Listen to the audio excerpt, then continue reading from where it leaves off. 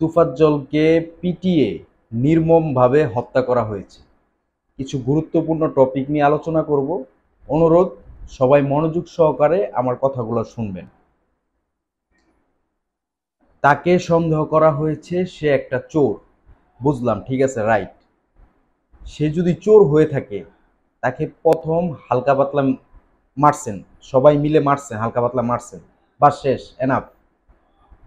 সে যদি চুরি করেও থাকে, একটা চোরের শাস্তি তো মৃত্যুদণ্ড হতে পারে না। আপনারা স্বাধীনতা পাইছেন, তার মানে তো এই না যে আপনারা মানুষ মেরে ফেলবেন। এই স্বাধীনতা আপনাদেরকে কে দিয়েছে? আর আপনারা ঢাকা ভার্সিটিতে পড়েন বা কোথায় পড়েন, যেখানেই পড়েন না কেন, আপনারা শিক্ষিত পার্সন, আপনারা পড়ালেখা করেন। আপনাদের যদি এই ন্যূনতম জ্ঞান, সেন্স, বোধ যদি আপনাদের না থাকে, তাহলে আপনাদের শিক্ষার কোনো মূল্য নাই।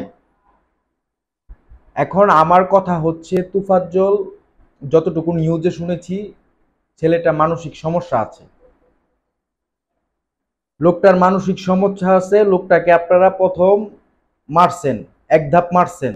ভিডিওতে দেখা গেছে কি নির্মমভাবে তাকে পিটিয়ে মেরে ফেলা হয়েছে।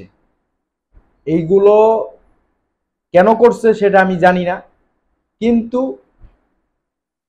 প্রশাসনের কাছে আমি জোর দাবি জানাচ্ছি যে এদেরকে আইনের আওতায় এনে যতটুকু সম্ভব এটার সুস্থ তদন্ত করে, এটার পিছনে কে বা কারা আছে, কেন মারা হয়েছে, সেটা সুস্থ তদন্ত করে এটার বিচার করা হোক।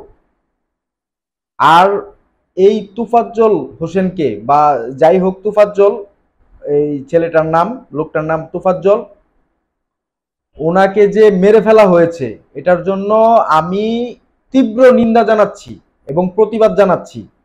সরাসরি প্রতিবাদ জানাচ্ছি এবং নিন্দা জানাচ্ছি।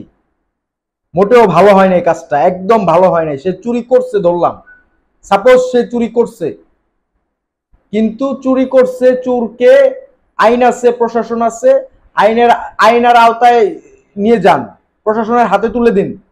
তাকে হালকা পাতলা মারছেন, ঠিক আছে, কিন্তু মেরে ফেলবেন কেন আপনারা? এই অধিকার আপনাদেরকে কে দিয়েছে? তীব্র নিন্দা প্রতিবাদ জানাই।